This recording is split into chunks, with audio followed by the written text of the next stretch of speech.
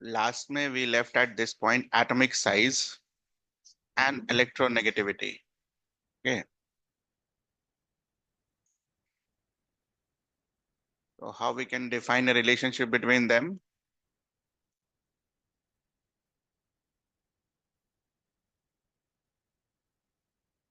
More the size,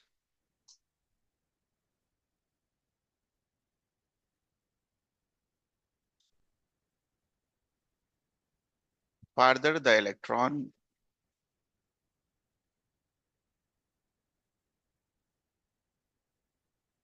from nucleus. Therefore, less ability to pull electron pair.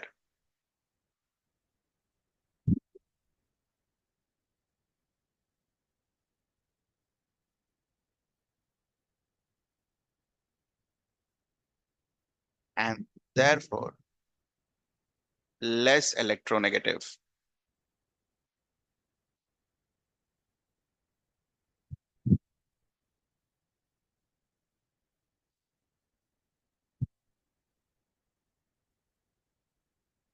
Now, with this understanding, we can basically relate electronegativity as inversely proportional to atomic size.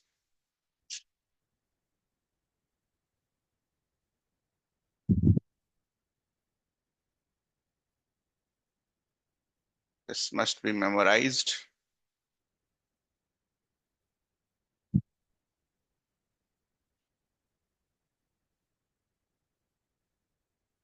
So this was the second factor on which electronegativity depends. This was the first factor.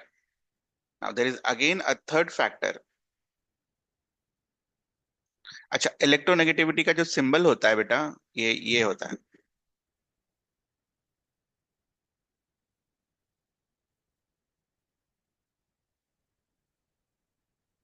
Pronounced as sky. ठीक है.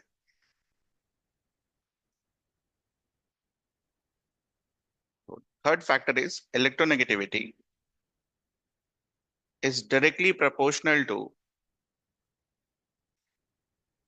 non-metallic character.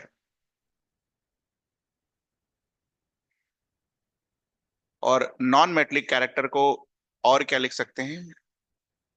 1 upon metallic character. तो हमने NCERT में metallic character के बारे में और non metallic character के बारे में कुछ पॉइंट्स अंडरलाइन किए थे. उसको हम अभी पढ़ेंगे थोड़ी देर बाद.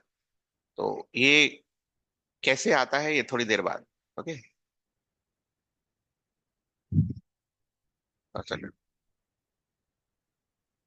So these are three factors on which electronegativity depends.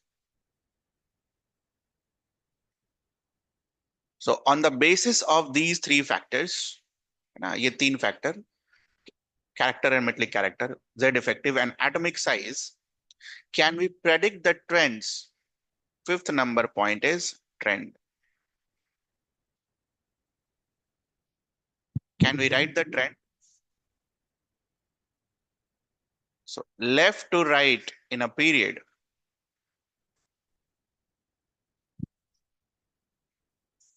Left to right in a period. Can you predict the trend? Predict कर सकते हैं हम. Factors आपको पता है, ये रहे factors. Can you predict the trend? Left to right in a period. What happens?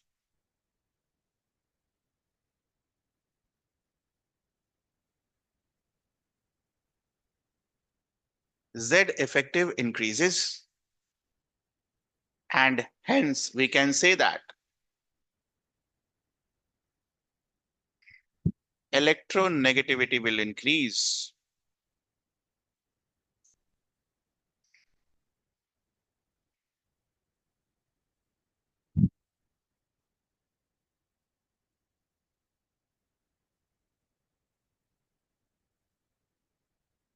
Top to bottom in a group,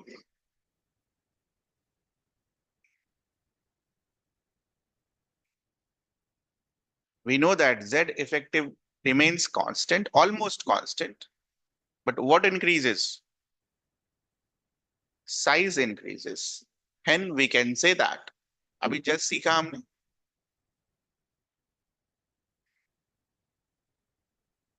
Electronegativity will decrease.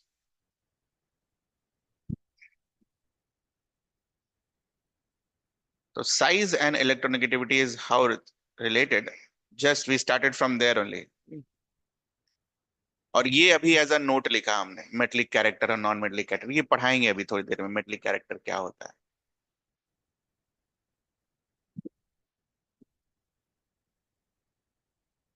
So these are the trends. Therefore, on the basis of these trends, can we solve examples?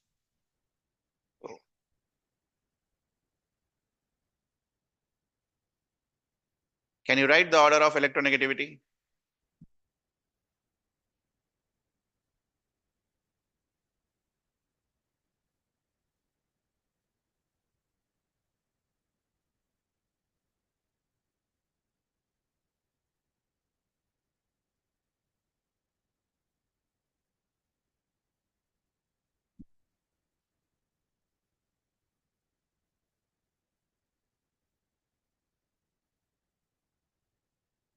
Left to right in a period. Done?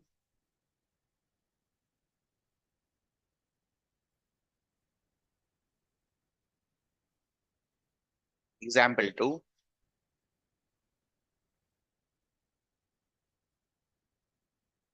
Fluorine, chlorine, bromine, and iodine.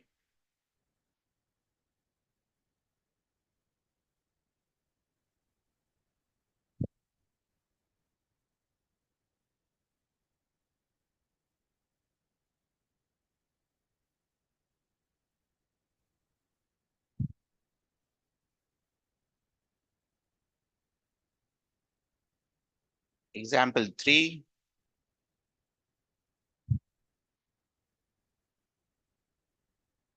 Sodium, magnesium, aluminum, silicon, phosphorus, sulfur, and chlorine.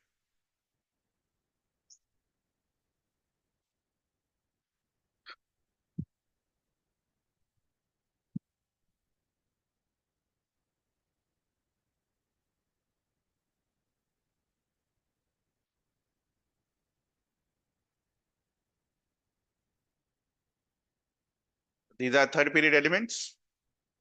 Along a period, electronegativity increases. ठीक है. इसका एकदम सीधा सीधा फंडा होता है, इसमें कोई इधर उधर कुछ नहीं. नॉर्मल लॉजिक से सारा आंसर आ जाता है. फैक्टर में कोई दिक्कत है बेटा? फैक्टर में, इलेक्ट्रोनेगेटिविटी के फैक्टर में सी वाला फैक्टर अभी पढ़ाया नहीं है, अभी पढ़ाएंगे थोड़ी देर में. उसके अलावा electronegativity determined by factor Z effective atomic size, scales, difference between these two. ये ध्यान रखना यार, ये अच्छे अच्छों को नहीं पता होता है क्या होता है डिफरेंस. दोनों लगता है सेम है, सेम नहीं है. ठीक है.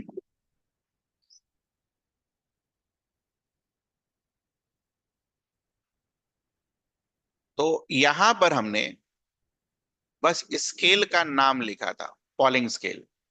ठीक है. अब हम पॉलिंग स्केल में कैसे कैलकुलेट होता है इलेक्ट्रोनेगेटिविटी वो देखेंगे.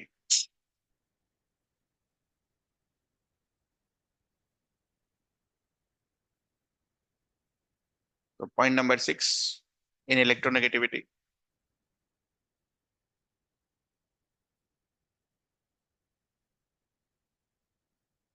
एनसीईआरटी में है, 3-4 बार मेंशन किया हुआ, एक्चुअली डब्बा है बना हुआ जिसमें पॉलिंग स्केल के बेसिस पर वैल्यूज लिखी हुई है इलेक्ट्रोनेगेटिविटी की. ठीक है, फ्लोरीन वगैरह सब की, तो वो हम, ठीक है, वो याद कर लेंगे. वैल्यूज वैल्यूज याद करने में दिक्कत नहीं होगा, टेंशन मत लेना. ठीक है. तो पॉलिंग स्केल, सबसे पहले ध्यान ये रखना कि polling scale directly electronegativity calculate नहीं करता है. It calculates the difference between the electronegative values of two elements. क्या करता है ये?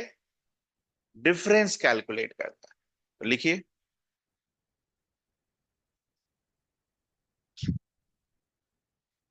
इलेक्ट्रोनेगेटिविटी डिफरेंस, डिफरेंस को अंडरलाइन करिएगा बेटा,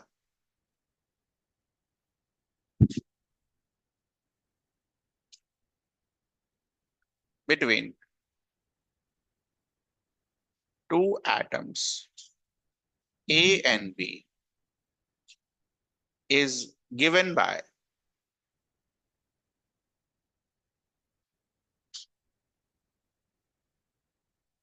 अभी थोड़ी देर पहले मैंने आपको बताया इलेक्ट्रोनेगेटिव जब आप लिखते हो किसी भी एलिमेंट का तो ये सिंबल यूज करते हो जिसको बुलाते हैं काय।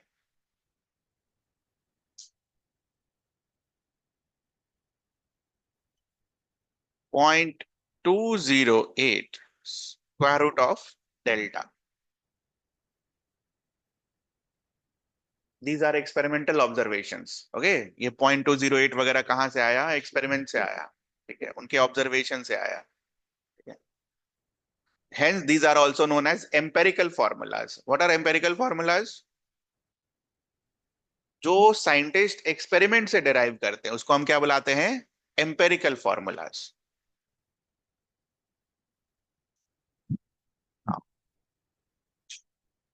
Where delta is equals to,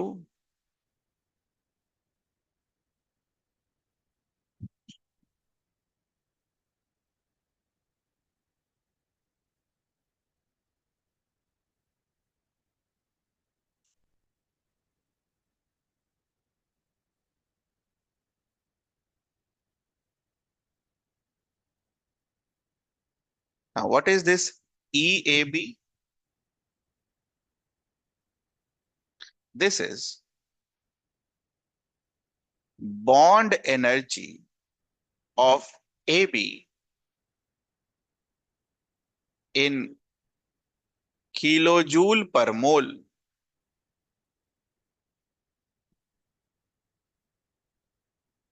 bond energy of AB molecule in kilojoule per mole. Now what is this bond energy? पढ़ाया जाएगा केमिकल बॉन्डिंग में, बस अभी एक लाइन समझ लो कि जब भी दो एलिमेंट्स के बीच में बॉन्ड्स बनते हैं तो it releases energy, that energy is called bond energy. या बॉन्ड बनाने के लिए एनर्जी डालना होता है तो that is called bond energy. आपने दो तरीके के बॉन्ड्स पढ़े हैं 10 में, आयनिक बॉन्ड और कोवलेंट बॉन्ड। वो सब अपने आप नहीं बनते हैं, वो या तो एनर्जी रिलीज होती है या तो एनर्जी ऐड होती है, तो bond energy.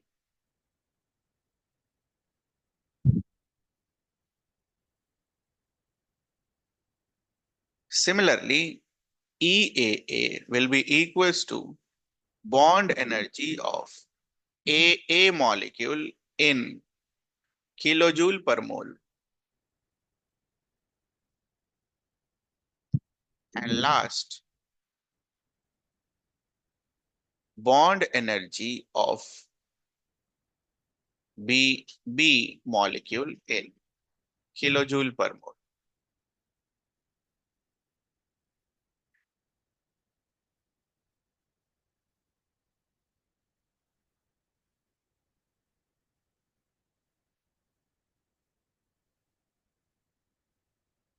What is this called? ये वाला portion. This will be called as electronegativity of A. This will be called as electronegativity of B.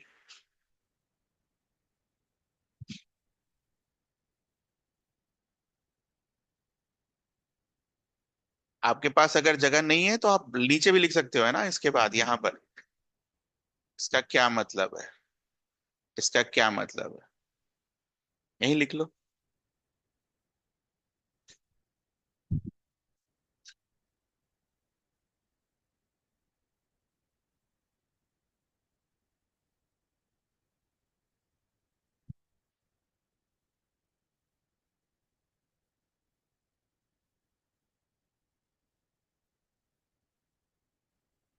So polling scale का ये पहला पार्ट है कि क्या होता है, ये इलेक्ट्रोनेगेटिविटी कैसे एक्सपेरिमेंटली कैलकुलेट करते हैं, तो इस तरीके से।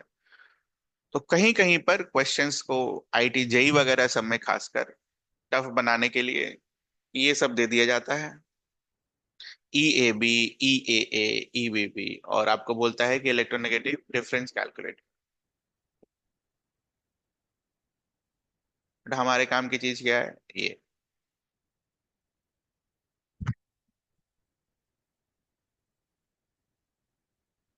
If we write elements of second period,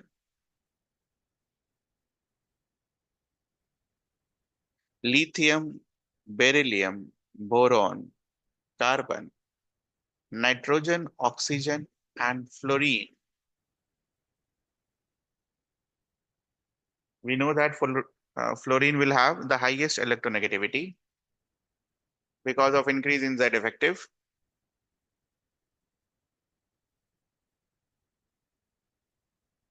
तो पॉलिंग स्केल पर फ्लोरीन का जो इलेक्ट्रोनेगेटिव वैल्यू आता है ये लगभग 4 के बराबर आता है, 4.0, लगभग 4 के बराबर आता है। ठीक है, बाकी सबको अगर कैलकुलेट करना है तो पीछे घटाते जाओ 0.5, घटाओ 0.5 लिखो।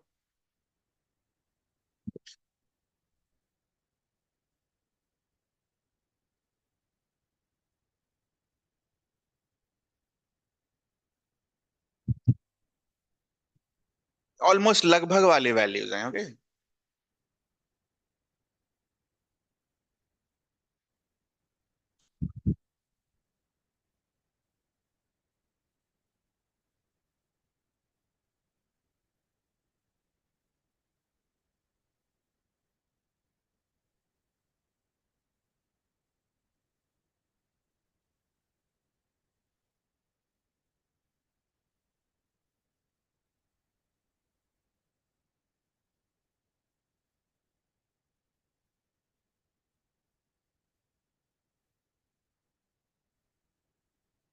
इधर से इधर लिथियम से सोडियम आने के लिए -0.1,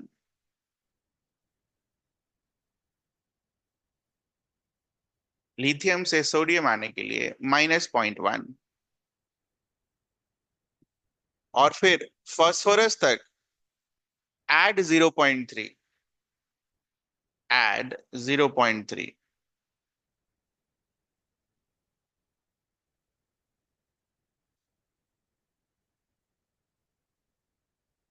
यहाँ पर 0.5 का 4 का एडिशन होता है और यहाँ पर 0.5 का एडिशन, 8.6।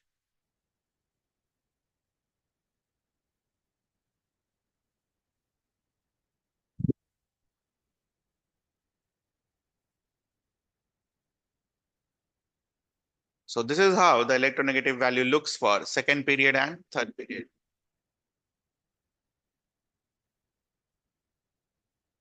बहुत रेयर चांस है आपसे वैल्यू पूछेगा फ्लोरीन का, खाली याद रखना because it has highest value of electronegativity.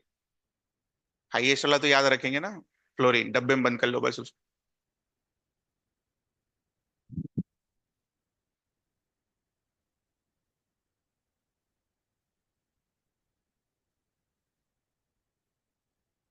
These are given in NCERTs, that's why I'm writing. So for group 1,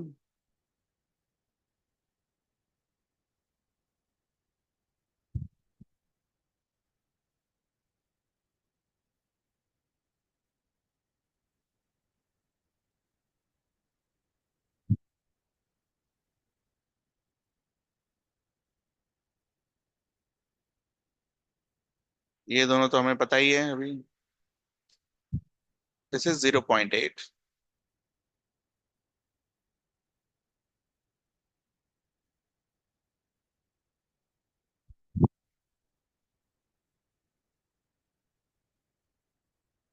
ध्यान रखना, याद हो गया तो ठीक, नहीं तो कोई बात नहीं।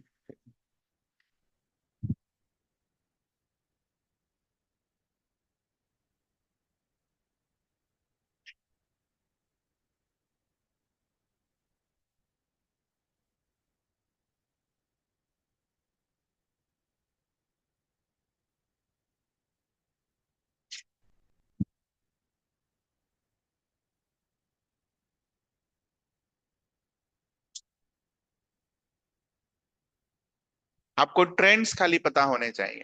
ठीक, एनसीईआरटी में है इसलिए लिख दिया गया है, नए पुराने जिसमें भी हो।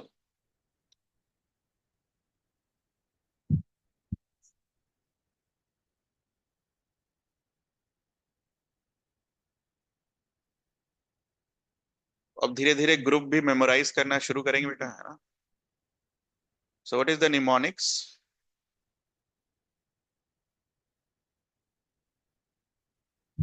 मैं इतनी जल्दी कैसे लिख पाता हूँ, वो बता रहा हूँ।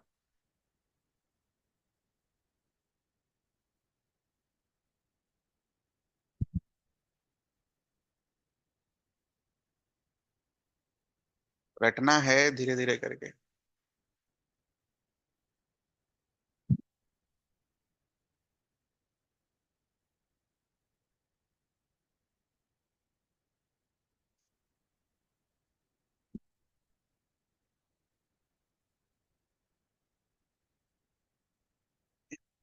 आपके अपने निमोनिक्स हैं तो आप अपने से याद करना।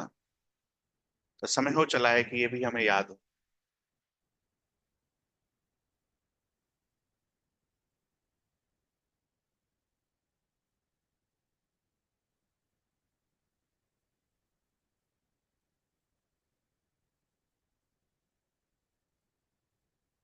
ये पहली बार लिख रहे हैं तो नाम भी लिख ही लेते हैं।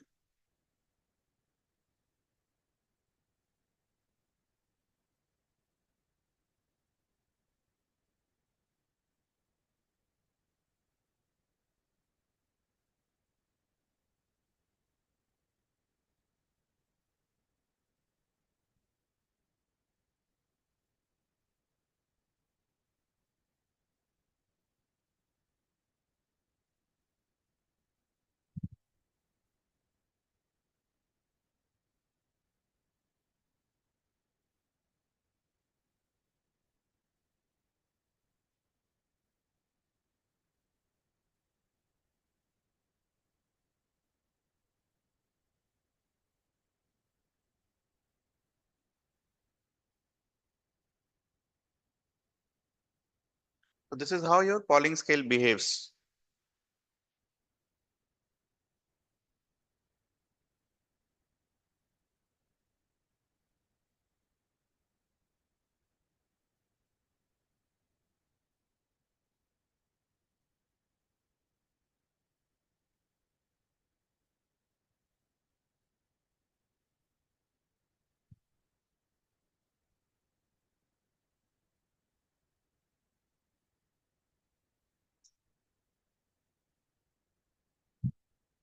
'You can use your own mnemonics, okay, but ठीक है, धीरे धीरे याद होना चाहिए। खासकर ग्रुप 1 2 और उधर फिर 15 से लेकर 18 तक। डी ब्लॉक वाले तो फिर डी ब्लॉक में हम डी ब्लॉक एफ ब्लॉक को ऐसे याद करते हैं, इस तरीके से, not like this.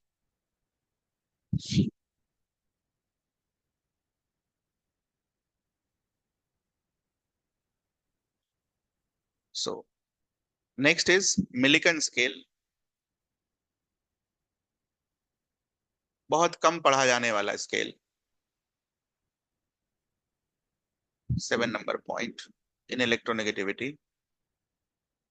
So Millikan scale defines electronegativity is equals to ionization energy plus electron affinity divided by 2.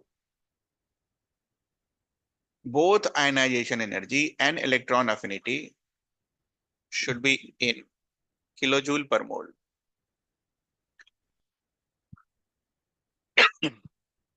ये डिफरेंस नहीं बताता है। Okay?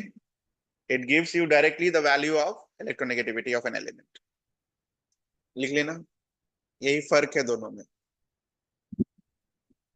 ये डिफरेंस नहीं कैलकुलेट करता है, ये डायरेक्टली इलेक्ट्रोनेगेटिविटी बताता है।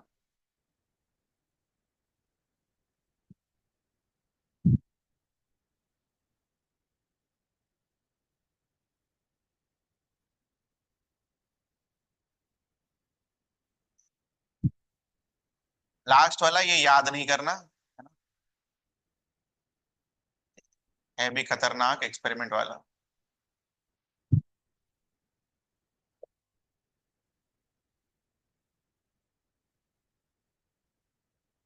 Again, it does not gives you a difference. Direct value.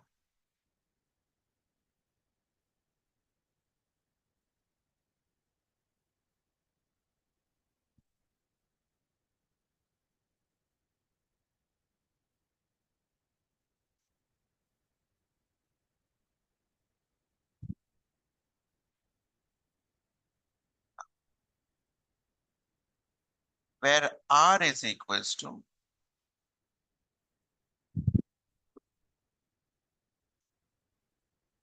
Covalent radius of atom. अब हमें याद हो तो this was your covalent radius, shared pair of electron. If this was d, r was d by covalent radius पढ़ाया था। ये सब कहां से आया है? These are empirical data, empirical formulas. Okay, experiment से आते हैं सब। ऐसा नहीं है कुछ डेरिवेशन है इसका। इन्होंने एक्सपेरिमेंट किया और मान लो 10-15 एलिमेंट्स लिए, तो 10-15 एलिमेंट्स का अगर आपने ट्रेंड कैलकुलेट किया तो उनको ये वैल्यू पुट करने पर वैल्यू आ जा रहा था। इस तरीके से इन्होंने ये सारी चीजों को डिराइव करी। No need to memorize. ठीक है, तो जैसे मान लो अगर आप कहीं पर टेस्ट सीरीज लिखते हो तो वहां ये सब सवाल, फालतू सवाल पूछ लिए जाते हैं, तो कर लेना। बट दिस इज इंपॉर्टेंट, ये जेई में भी पूछा जाता है। Why this is asked in JEE? Because it is the most accepted value, Pauling scale. ठीक है, बहुत जगह यूज होता है, that's why. This is your electronegativity. कुछ पूछना है आपको इलेक्ट्रोनेगेटिविटी में?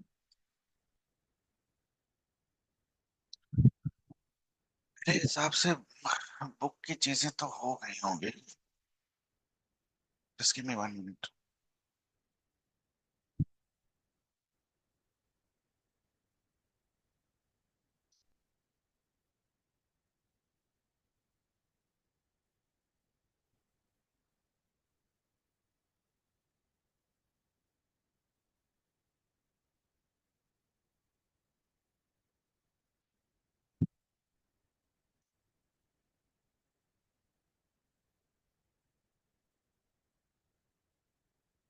I think we have done till here electronegativity.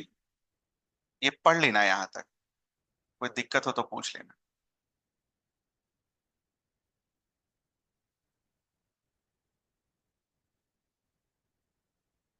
These are the tables, है ना, यही आपने नोट किया अभी थोड़ी देर पहले।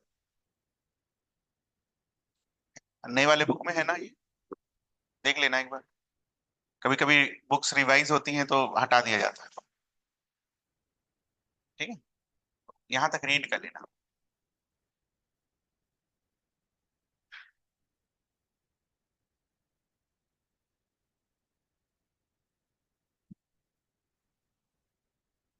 Now the next section is, अभी जो थोड़ी देर पहले छोड़ा था, मेटलिक कैरेक्टर।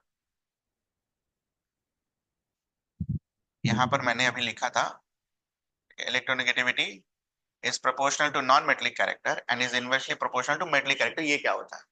और पहले हमने बुक में अंडरलाइन किया था मेटलिक कैरेक्टर के बारे में। It's very important.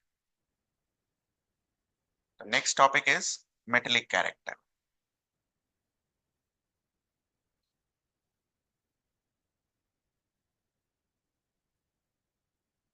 तो first of all, how do we define कि इसका कैरेक्टर मेटलिक होगा या इसका कैरेक्टर नॉन मेटलिक होगा? ठीक है, तो generally if I have to define, किसी सब्सटेंस का मेटलिक कैरेक्टर डिफाइन करना होगा, तो सबसे पहले दिमाग में क्या होगा, आएगा? It will behave as metal. ठीक, बचपन से तो पढ़ते आ रहे। तो it, if it behaves as a metal, तो जितने भी फिजिकल प्रॉपर्टीज होंगी या केमिकल प्रॉपर्टीज होंगी वो किससे मैच खाएंगी? मेटल से। ठीक है, आज के बाद से इस चीज को चेंज करेंगे। How do we define a metal?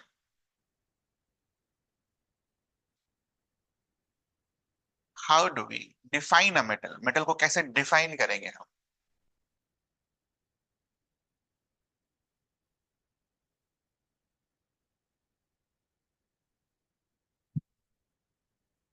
We define metal as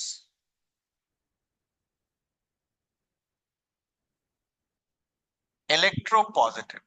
लिखिए, not electronegative, electropositive।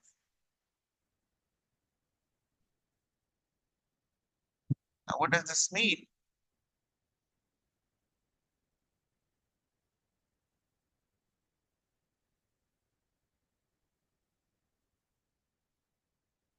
It can easily lose electron.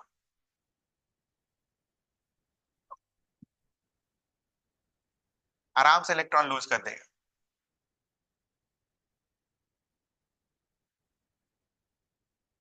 अच्छा, if it can easily loose electron, तो इसको उल्टा क्या बोल सकते हो? It will have difficulty in gaining electron.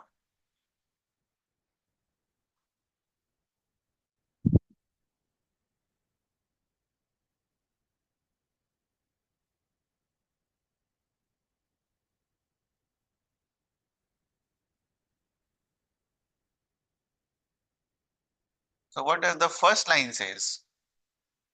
Where you have read this? Ability to lose electron easily gives you what? Gives you what?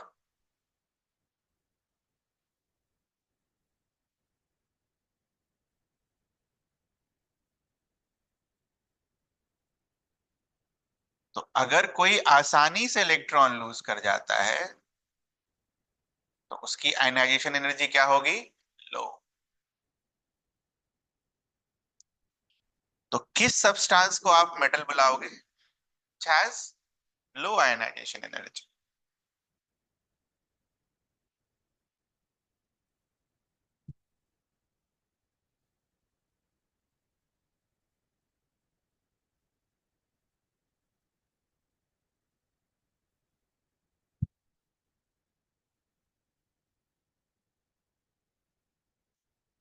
It will have difficulty in gaining electron. What does this mean? Difficulty in gaining electron क्या होता था बेटा? High electron gain enthalpy या low electron gain enthalpy? आसानी से gain करता था तो it was high value, more negative में हाई वैल्यू, और डिफिकल्टी था तो low value.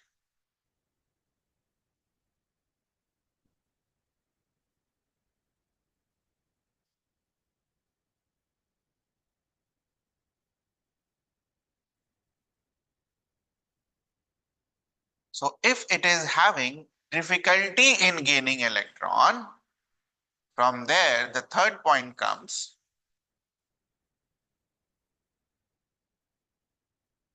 It will face difficulty in attracting shared pair of electron.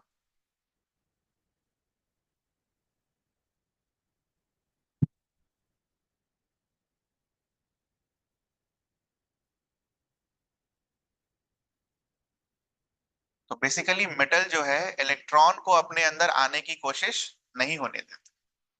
What does the third statement says?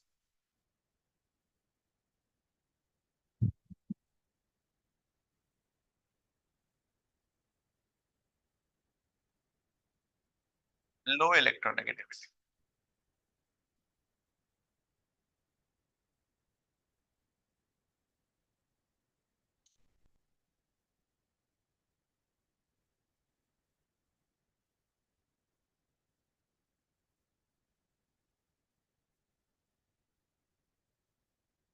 Low electronegative को उल्टा क्या बोल सकते हैं? मोर इलेक्ट्रो पॉजिटिव.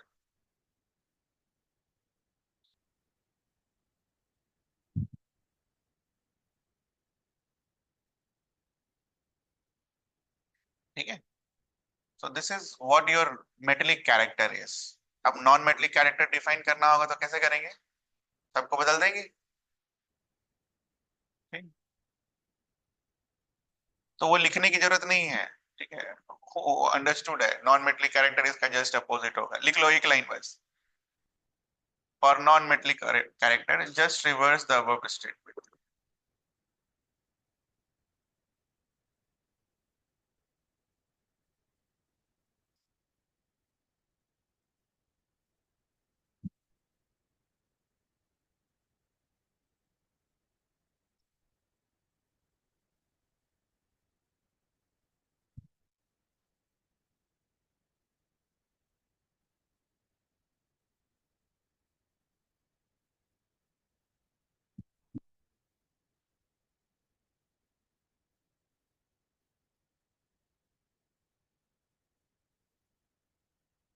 ठीक है बच्चा। So therefore left to right in a period,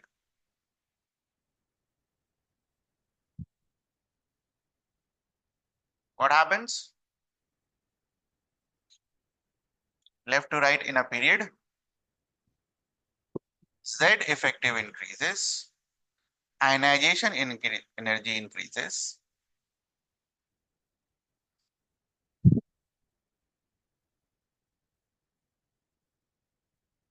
metallic character decreases. Metallic character के लिए लो आयनाइजेशन एनर्जी होना चाहिए, बट आप तो बढ़ा दे रहे हो। मेटल कहाँ मिलेगा? लेफ्ट साइड में। नॉन मेटल कहाँ मिलेगा? Right side.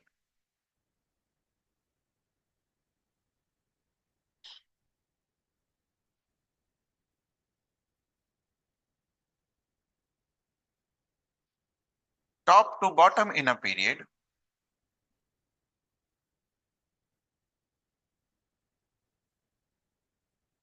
size increases, ionization energy decreases.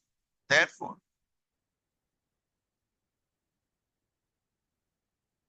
metallic character increases.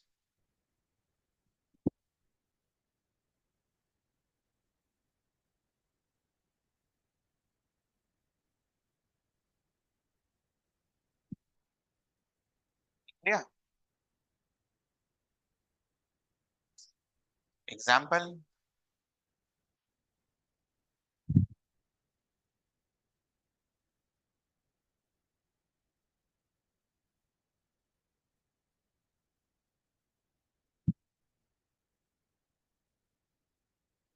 एक और है इसके नीचे बैठा हुआ, बट उसके पीछे भी कहानी है।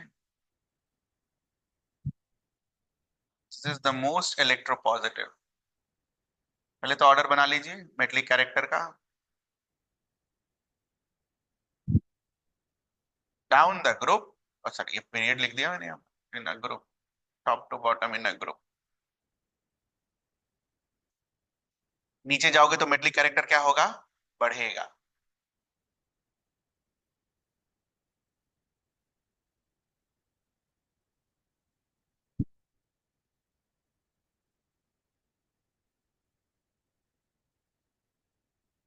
Most electropositive.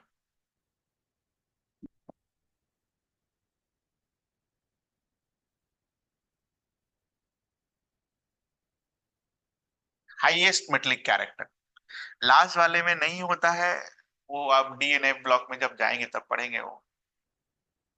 उसका इलेक्ट्रॉनिक कॉन्फ़िगरेशन जब आप लिखोगे तो इसमें एक्टिनॉइड कॉन्ट्रैक्शन वगैरह सब होता है, तो बाद की बात।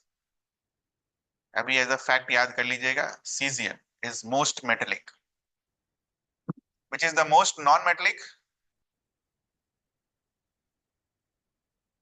जो सबसे ज्यादा इलेक्ट्रोनेगेटिव होगा। सबसे ज्यादा इलेक्ट्रोनेगेटिव कौन होता है?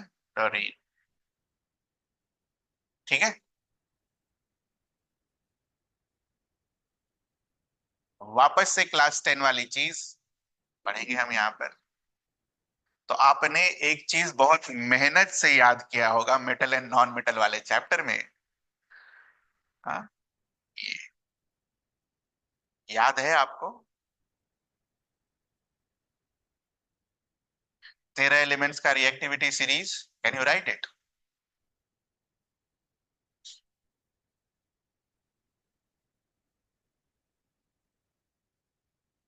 आपने एक्सपेरिमेंट पर पढ़ के लिखा था ना सारा, कि वो ज्यादा वाटर के साथ रिएक्ट कर जाता है, बाकी एयर के साथ रिएक्ट कर जाता है, बाकी के साथ नहीं करता है।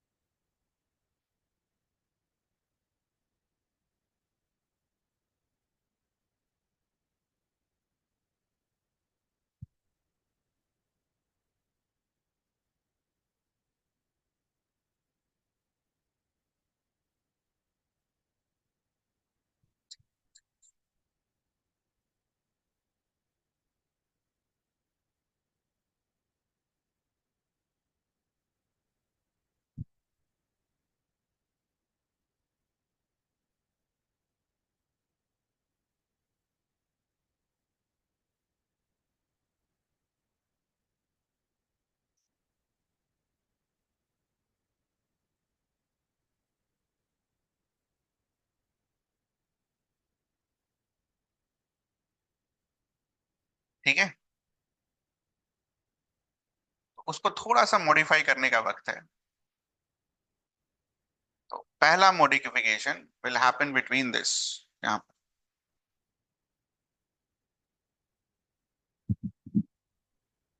बेरियम,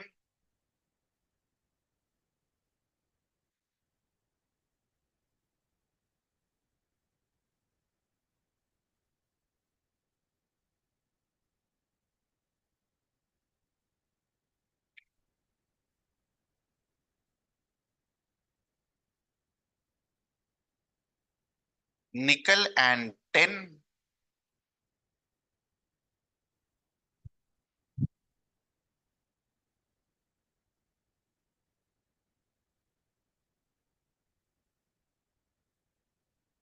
चूंकि मेटलिक कैरेक्टर पढ़ रहे हैं तो हाइड्रोजन का कोई जरूरत नहीं है यहाँ पर, उसको डब्बे में बंद कर लो।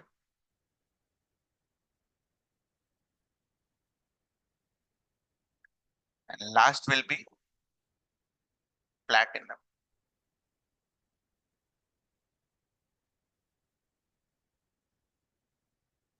मैं ऐसे ही याद करवा दूं, आपको जो याद है उसी में कुछ ऐड कर दे। फालतू नया चीज लिख कर क्या ऐड करवाएं आपसे? जो आपने ढंग से 10वीं में रटा है उसी को मॉडिफाई कर दो। काउंट कर लो कितने हो गए, हाइड्रोजन पर ऐसे लगा देना बस, इसको नहीं याद रख।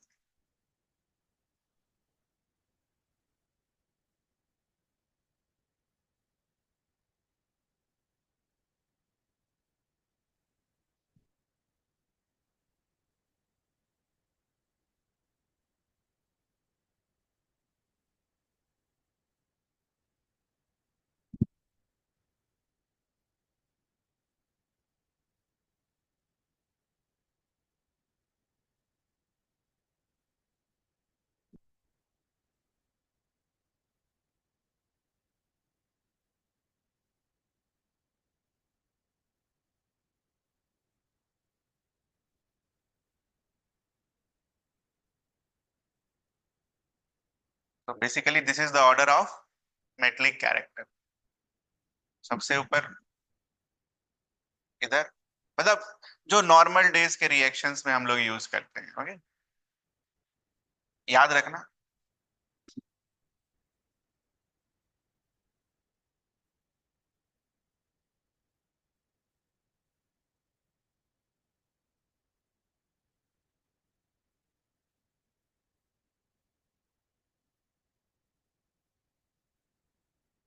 नॉर्मल लैब एक्सपेरिमेंट्स में यूज होने वाले जो मेटल्स हैं उनके ऑर्डर आपने लिखे। ये सीजियम वगैरह ना बहुत नैनोग्राम्स में बनता है, ठीक है, लैब्स वगैरह में, बट बनता तो है इसीलिए उसे मोस्ट मेटलिक में मानते हैं। बट इन जनरल ये जो आपने जो लिखा है, ये इन जनरल मैक्सिमम जगह यूज होते हैं। याद कर ली ना, it's easy now to remember. Iron और लेड के बीच में दो डालने हैं, और यहाँ पर एक, और एक last one, total it will be 16। ठीक है,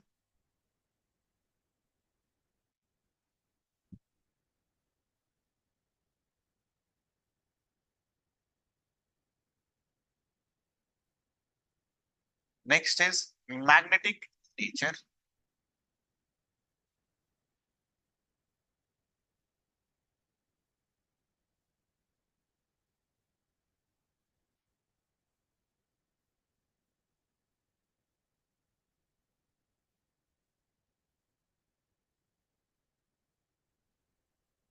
It arises due to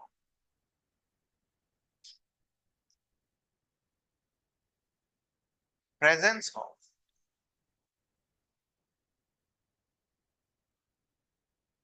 unpaired electron। Unpaired electron को अंडरलाइन करेंगे। In an atom, molecule, ions और compound.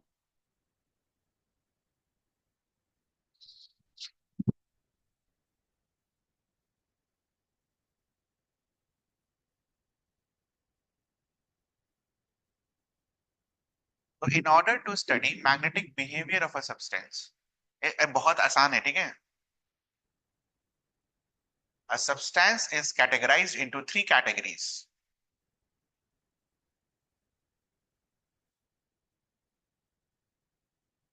Diamagnetic, these are the new words. Paramagnetic and ferromagnetic.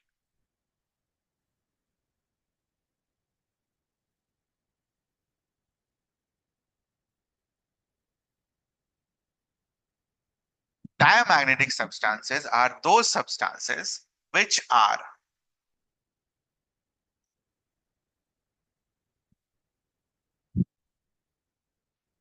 weakly repelled by magnetic field.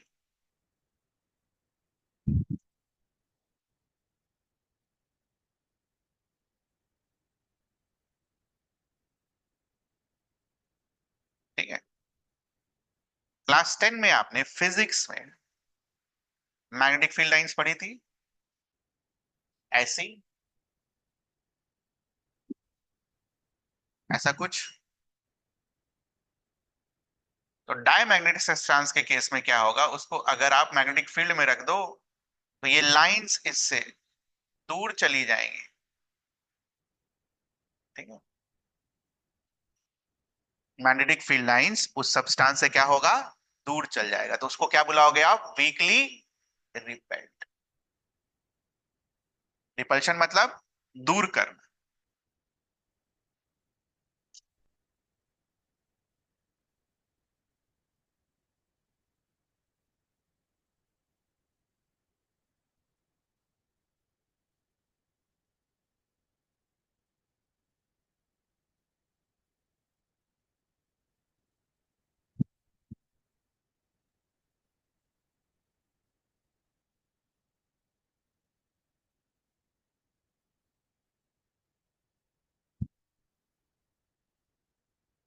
नजदीक, field lines उसके नजदीक आने की कोशिश करें।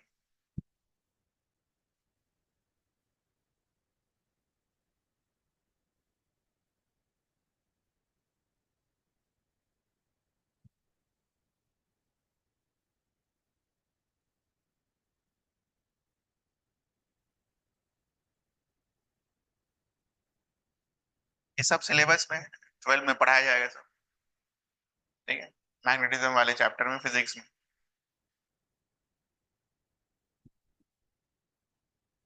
ये लाइंस वगैरह याद रहे चाहे नहीं रहे, ये जो मैंने यहाँ पर डब्बे में बंद करके दिया है वो इंपॉर्टेंट है 11 के लिए और केमिस्ट्री के लिए। बाकी फिजिक्स के लिए छोड़ देंगे, अगर आप दिक्कत है तो 12 में आएगा फिजिक्स।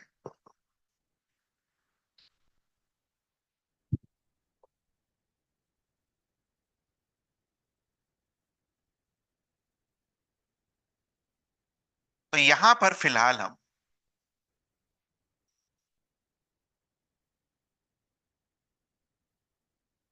डायामैग्नेटिक और पैरामैग्नेटिक के बारे में बात करेंगे। तो यही दो वर्ड्स हैं आपके बुक में दे रखे, diamagnetic substance and paramagnetic.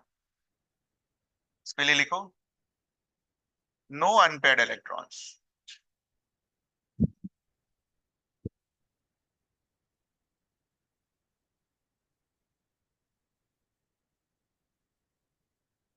No unpaired electrons.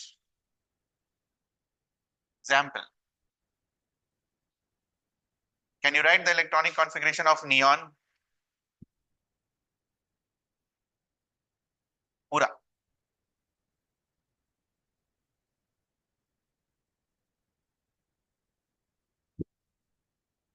और क्या आप उसको डब्बे वाला डायग्राम बना सकते हो?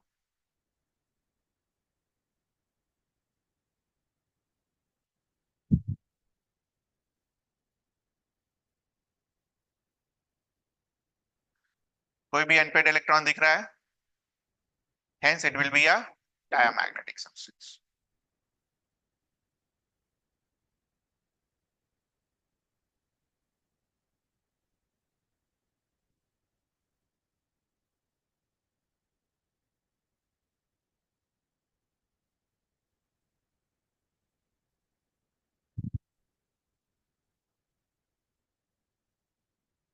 Paramagnetism arises due to presence of unpaired electrons.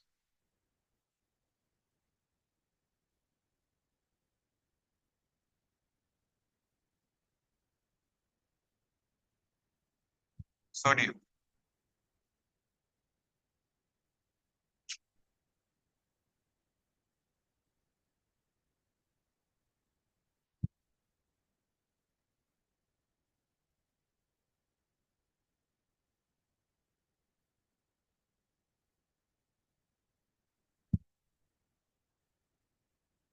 How many unpaired electrons? One.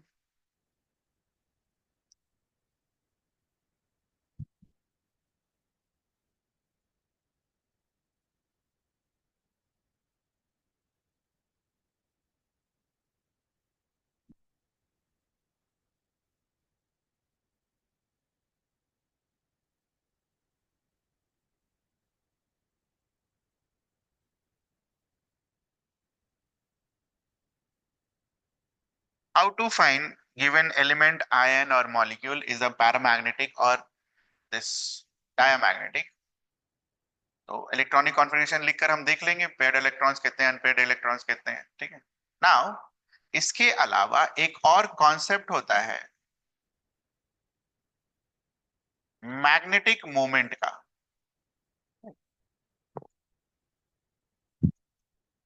Again class 12 का है फिजिक्स का।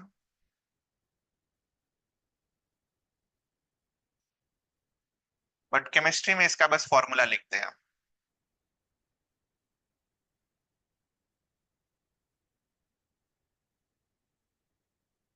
n into n plus 2 and the unit is Vm.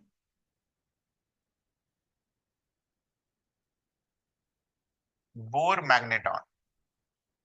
Bm stands for Bohr magneton.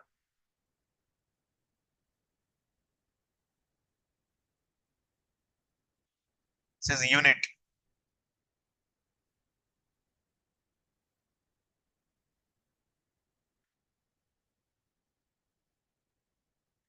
And n is number of unpaired electron.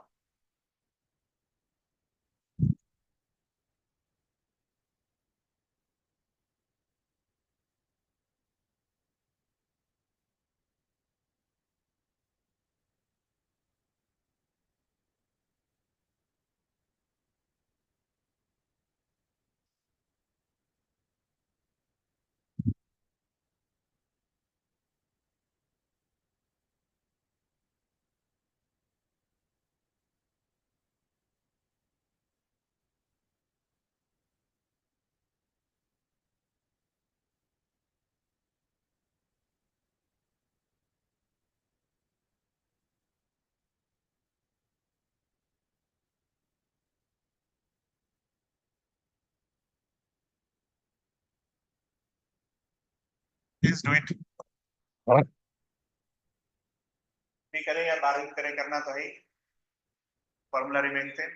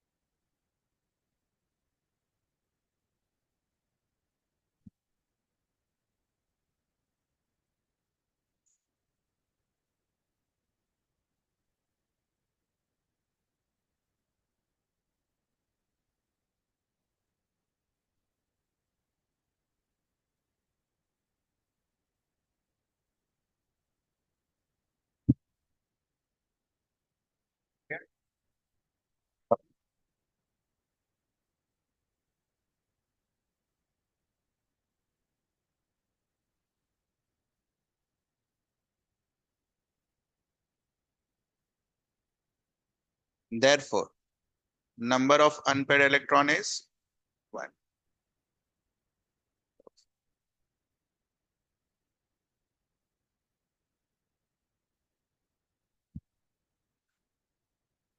This will be root 3 4 magnet. अच्छा, magnetic moment का जैसे force F होता है ना, वैसे ही magnetic moment को कैसे represent करते हैं? Mu.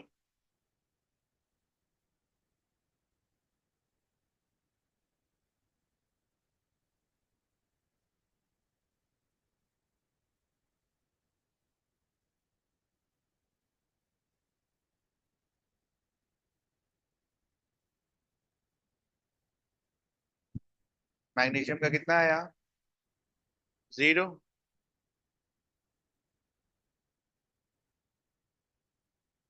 Can you tell me which will be diamagnetic, which will be paramagnetic?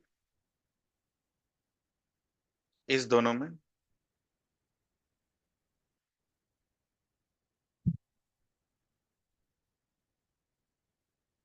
If number of unpaired electron is 0, then it's a this will be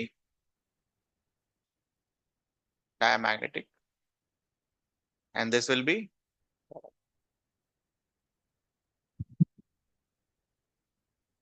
ठीक है, ये हो गया।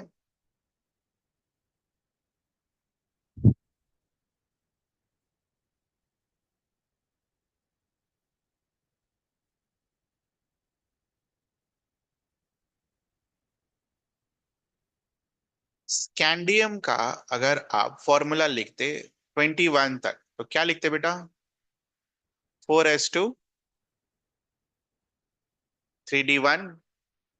बट हमें स्कैंडियम तो नहीं लिखना, क्या लिखना है?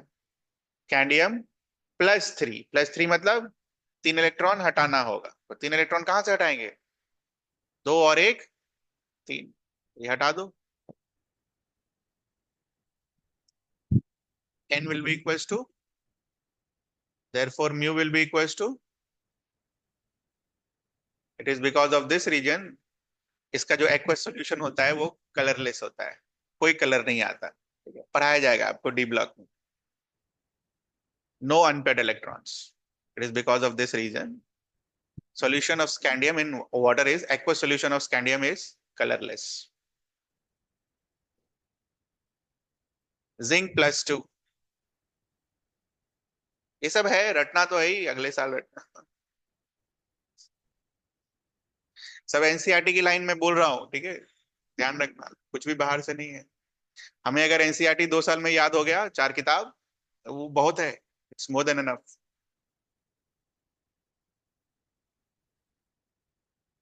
ये होगा इंटरेस्टिंग, स्टार लगाओ।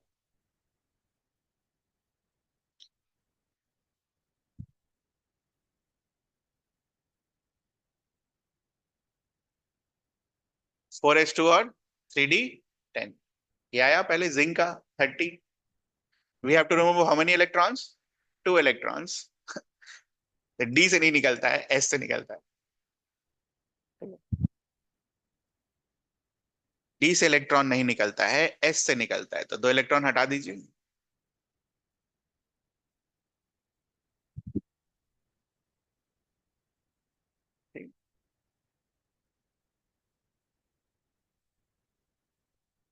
Again n will be equals to 0, mu will be equals to 0, और इसी कारण से जिंक का भी solution is colourless, no unpaired electron. आपने क्लास 10 में कितनी बार जिंक सल्फेट पढ़ा होगा, और अगर प्रीवियस ईयर क्वेश्चन सॉल्व किया होगा तो वहां पर कराया गया होगा कि जिंक का कलर इज व्हाट? व्हाइट, मतलब colourless. It's a colourless solution, it is because of this. ठीक है, बस नोट करके एक पॉइंट लिख लेना। वो क्या?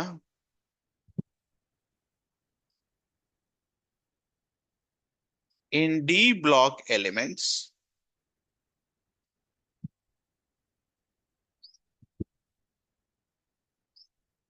while removing an electron,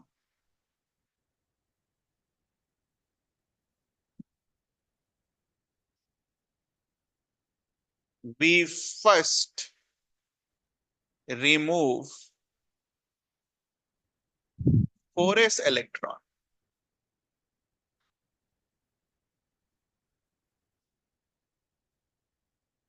और उसके बाद d ऑर्बिटल से इलेक्ट्रॉन निकल।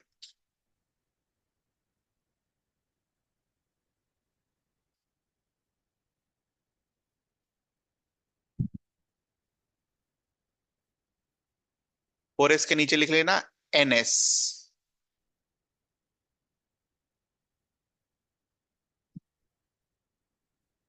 अगर मान लो 5s इलेक्ट्रॉन हुआ तो उसके करस्पॉन्डिंग डी इलेक्ट्रॉन क्या होगा? 4d। लिखना सिखाया ना किसी भी ऑर्बिटल के लिए। यार ऐसे मत कर। किसी भी पीरियड के लिए कैसे लिखते हो? ns, np, n-1d, n-2f। अगर याद हो तो। और n की वैल्यू कहाँ से स्टार्ट होती है सब लिखा कर दिया गया। आप तो कुछ नया नहीं है, आपने पढ़ा नहीं है इसीलिए याद नहीं है। ठीक है, घबराना नहीं है, हो जाएगा।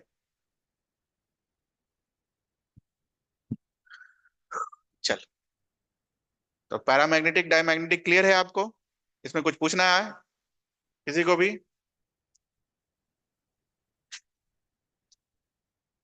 नेक्स्ट, ये तगड़ा कंसेप्ट है।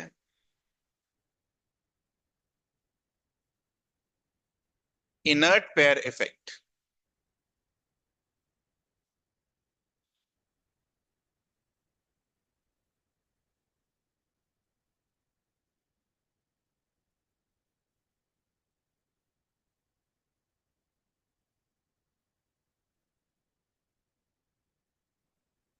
It is observed in group 13, 14 and 15। Generally group 13, group 14 और ग्रुप 15 में ऑब्जर्व किया जाता है।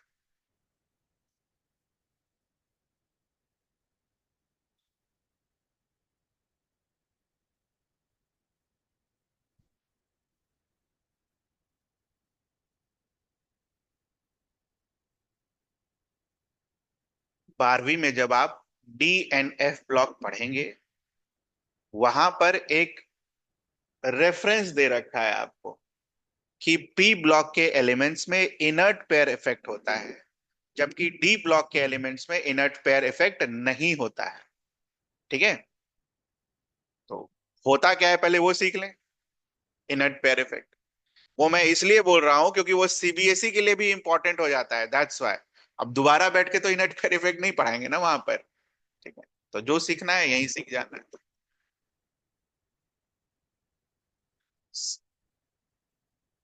तो पहले क्या दिमाग में रखना है, ये इनर्ट पेयर इफेक्ट कहाँ ऑब्जर्व होगा? 13, 14 और 15 और पी ब्लॉक। होता क्या है?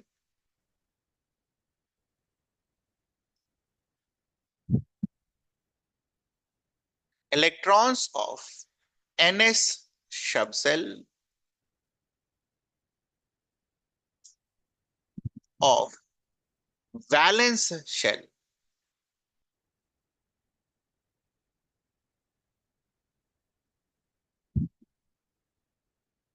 of an element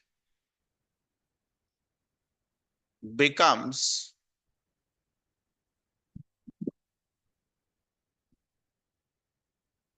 less reactive on moving down in the group।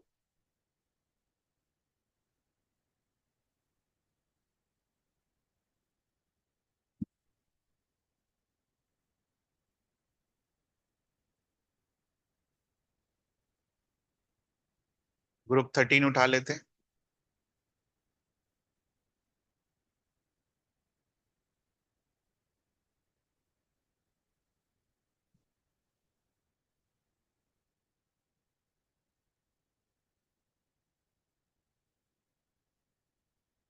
और अगेन फिर से याद करने का तरीका यूनिक है, तरीके सब याद तो करना ही है ना बेटा।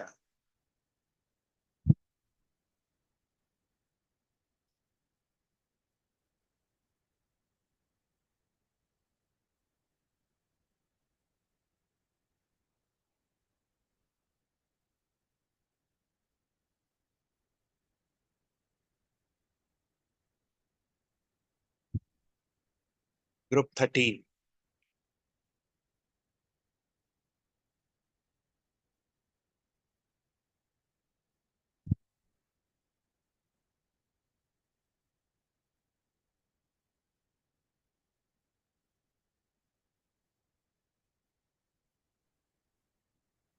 ये पहली बार हमने निमोनिक्स लिखा है तो सबके नाम भी।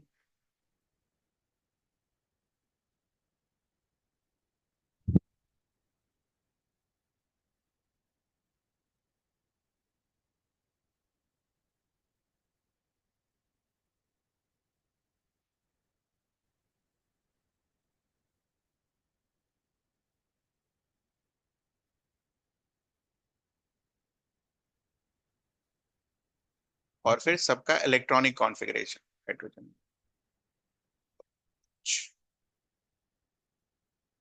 1s2, 2s2, 2p1।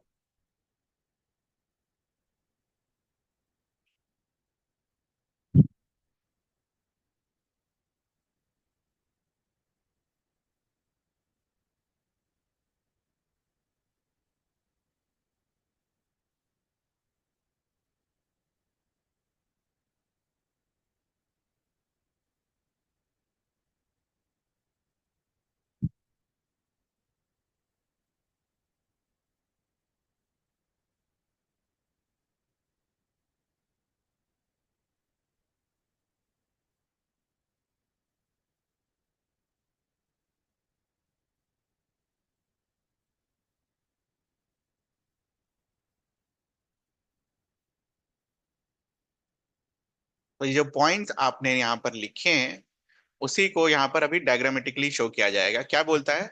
Electrons of NH subshell of a valence shell of an element becomes less reactive. तो वैलेंस शेल कौन सा होता है? Last highest value of principal quantum number. यहाँ पर 2 और 2 है।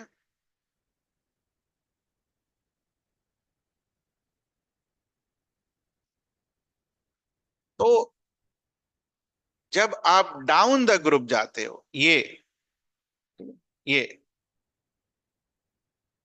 और ये, इन दोनों को अगर आप कंपेयर करोगे, so this one will be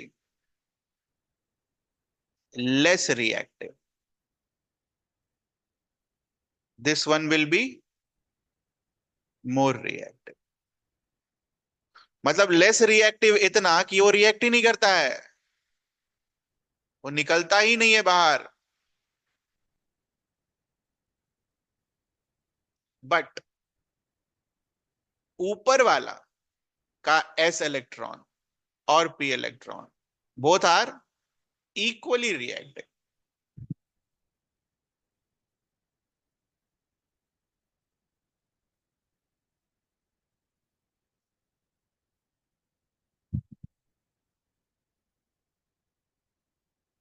both are equally reactive.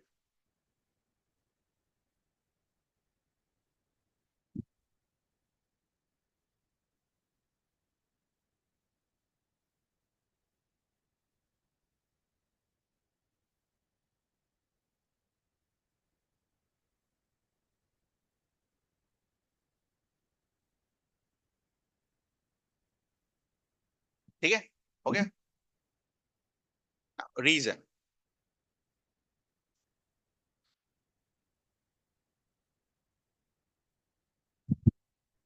अगर हम थैलियम 81 का इलेक्ट्रॉनिक कॉन्फ़िगरेशन लिखें, लिख सकते हैं 81 वाले का?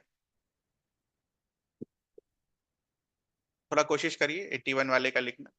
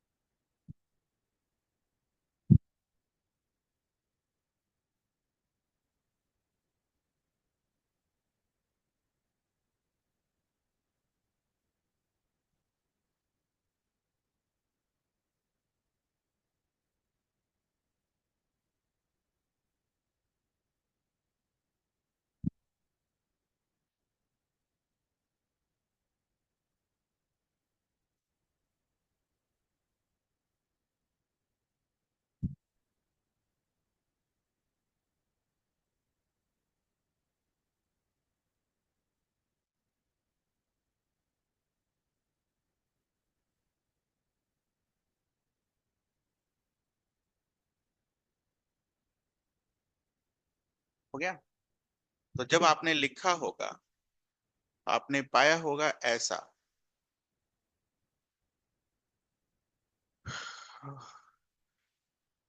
5D10 और 6P1 6S2, लास्ट में कुछ ऐसा आया है, 4F14 5D10 6P1। हमने डायरेक्ट कैसे लिख लिया, यही वाले से, इधर से इधर आ गया।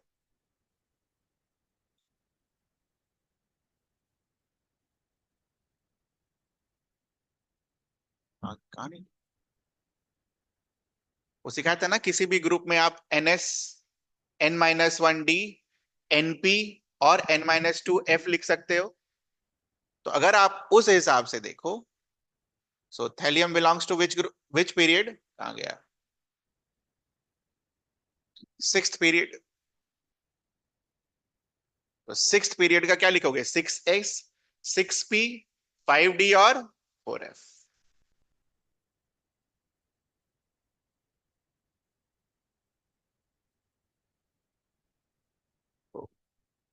नोट करके एक पॉइंट लिखेंगे, ये जो बीच में बैठा शेल होता है, ठीक है, F ऑर्बिटल का fourth shell,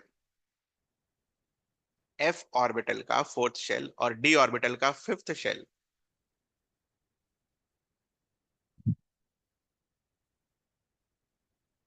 this provides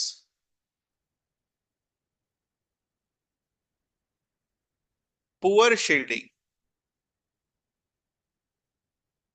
of electrons.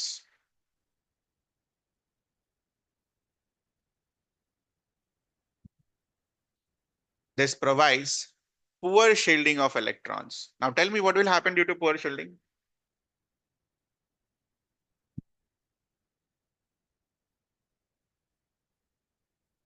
Poor shielding की वजह से क्या होगा,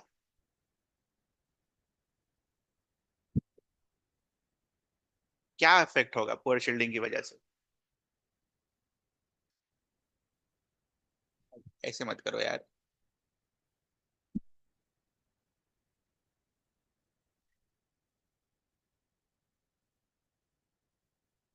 Poor shielding means what, less repulsion। इतना बढ़िया से शील्डिंग वगैरह सब पढ़ा है, ऐसे नहीं करना चाहिए। कहीं तो लिख के निकल जाते हैं लोग, ऐसे शील्डिंग होगा, ऐसे स्क्रीनिंग होगा, less repulsion.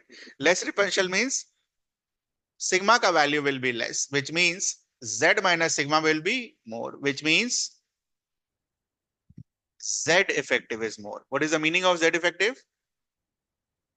Effective nuclear charge।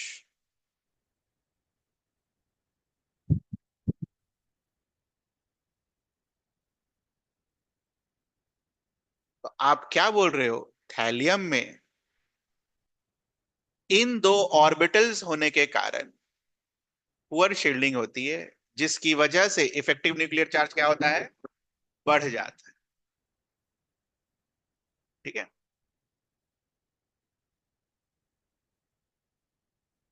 यहां तक कुछ पूछना है आपको, इफेक्टिव न्यूक्लियर चार्ज बढ़ जाता है यहां तक।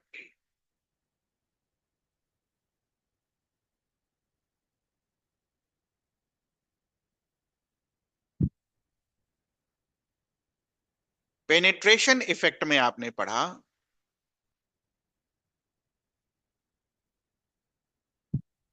NS का penetration effect will be more than NP। तो न्यूक्लियस के नजदीक कौन, 6x।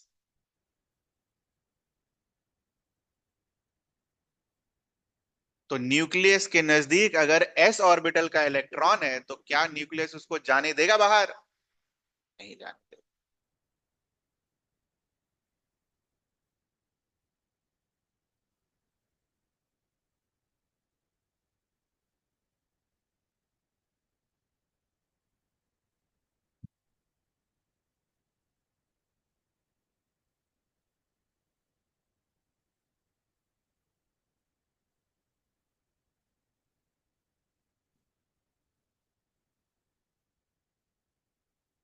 Therefore सिर्फ और सिर्फ थैलियम में कौन सा इलेक्ट्रॉन बाहर निकल सकता है? 6p1 वाला। 6p1 वाला अगर इलेक्ट्रॉन बाहर निकला तो थैलियम पर जो चार्ज आएगा वो कैसा चार्ज आएगा? Single positive charge. एक ही इलेक्ट्रॉन निकल सकता है ना बाहर, ये 2 वाला तो नहीं निकलेगा बाहर। आउटर मोस्ट शेल से इलेक्ट्रॉन निकालना है तो तुम्हारे पास आउटर मोस्ट शेल में क्या बैठा है बेटा? 6s2 और 6p1। Outermost shell, shell is given by n, value of n। तो वैल्यू ऑफ n, n जिसके लिए मैक्सिमम होगा वही आउटर मोस्ट शेल होगा। n equals to 6 is the maximum value of the shell. तो outermost shell में जो electron बैठा होता है उसको क्या बुलाते हो? Valence electron. और वही इलेक्ट्रॉन तुमको प्लस माइनस जो भी करवाना हो सब वही करेगा। तो निकलने का तो 2 + 1 3 निकल सकता था, लेकिन निकलता कितना है? देयरफॉर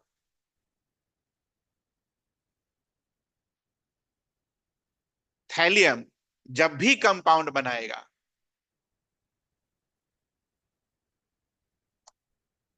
+1 से बनाएगा, एंड नॉट विथ +3। +3 क्यों लिखा? +3 इसलिए लिखा, ऊपर पर आओ, यहां तो कोई डीएनएफ इलेक्ट्रॉन नहीं बैठा है। अल्मुनियम, अल्मुनियम आप बचपन से पढ़ते आते हो, अल्मुनियम की वैलेंसी कितनी होती है? +3। +3 क्यों होता है? क्योंकि आप इनको और इनको इक्वली प्रोबेबिलिटी के साथ बाहर निकाल सकते हो। ठीक है, क्यों निकाल सकते हो? क्योंकि यहां पर कोई भी एफ ब्लॉक और, ठीक है, यहां पर कोई भी एफ ब्लॉक वाला चीज नहीं बैठा है जो इसको शील्डिंग वगैरह करेगा। तो इसका मतलब क्या हो गया? ऊपर के एलिमेंट्स कौन सा स्टेबल शो करेंगे? +3। और लास्ट वाला एलिमेंट क्या स्टेबिलिटी शो करेगा? +1। Very important. समझ आया? वेरी इंपॉर्टेंट स्टार लगा लो इसमें। इतना समय लेके मैंने आराम आराम से लिखवा के सब कुछ इसलिए करा है, इट्स वेरी इंपॉर्टेंट। यहाँ भी इंपॉर्टेंट है और अगले साल सीबीएसई में भी इंपॉर्टेंट है, डीएनएफ ब्लॉक में। वहां पर भी थैलियम आएगा दोबारा, सेम कंसेप्ट दोबारा आएगा।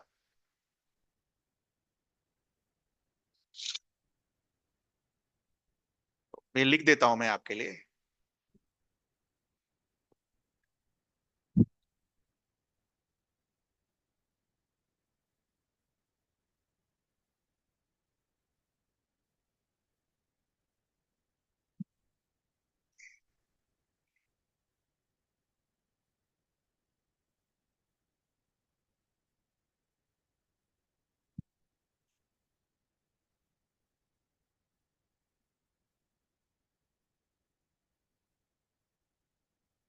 तो 6x से निकालोगे तो 2 इलेक्ट्रॉन बाहर, 6p से निकालोगे तो इलेक्ट्रॉन बाहर। तो क्या बनना चाहिए था?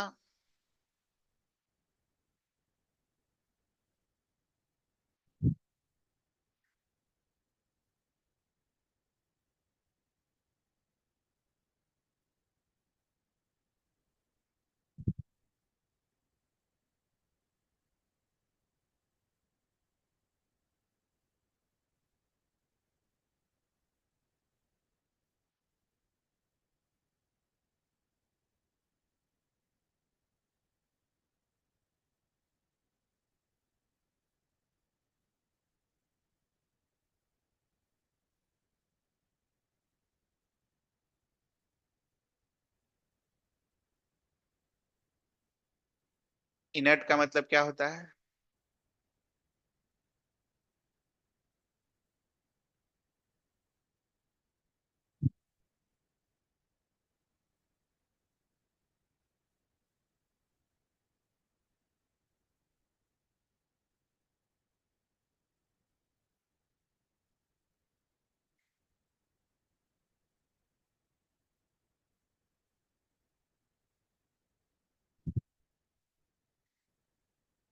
दो का मतलब क्या होता है? पैर।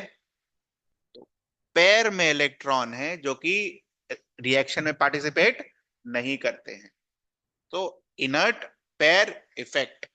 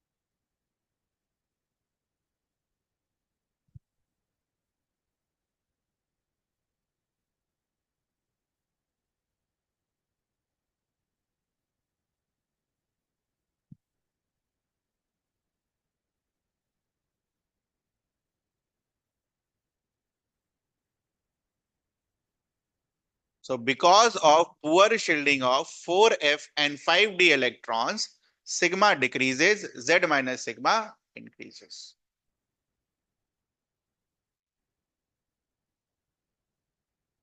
तो लास्ट लाइन नोट कर लीजिए. सो ग्रुप 15 में स्टेबिलिटी ऑफ +3. तो +3 स्टेबल कहां होगा? ऊपर की तरफ. विच will be more stable?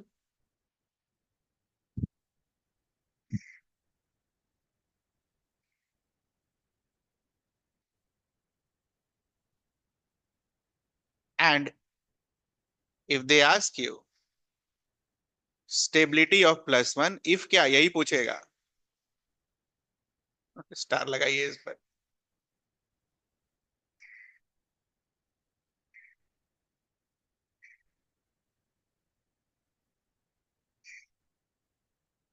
Reason being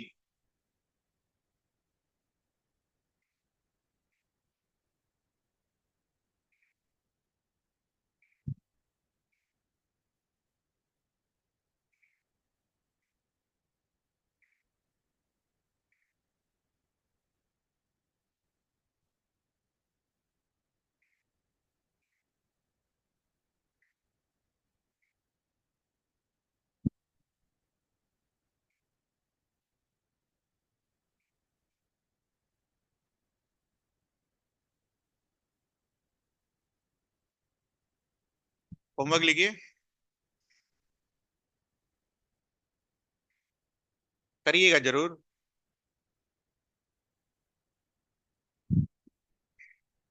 group 14 and group 15 के लिए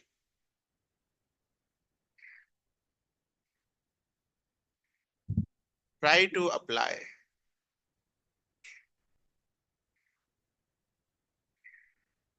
इनर्ट पेयर इफेक्ट. ट्राई करना है बस. और अप्लाई करके आपको ये बताना है कि ऊपर पर कौन सा वाला स्टेबल होगा और नीचे पर कौन सा वाला स्टेबल होगा. जैसे यहां करा ना, +3 पर कौन स्टेबल होगा? बोरॉन. और +1 पर कौन स्टेबल होगा? हेलियम. ठीक है, आपको नंबर भी निकालना है वो. You have to find that number. यहाँ जैसे +3 +1 आया, आपको ग्रुप 14 के लिए वो नंबर्स निकालने हैं. +4 +2 या +5 +2, इस तरीके से वो नंबर्स निकालने हैं. और आपको ये करना है कि कौन सा नंबर किधर स्टेबल होगा, ऊपर की तरफ या नीचे की तरफ. वेरी इंपॉर्टेंट, वेरी इंपॉर्टेंट है ना. इस पर स्टार लगा लेना बेटा. सवाल आता ही है, क्योंकि ये समझने में दिक्कत होता है. लोग बस खाली इनर्ट पेयर इफेक्ट याद करके चले जाते हैं. काम तो खैर उससे भी हो जाता है, बट फिर भी समझ के जाने में अलग है. अजर्शन रीजन आया तो फंस जाएंगे. ठीक है, तो दिस इज इट. ये जरूर करिएगा.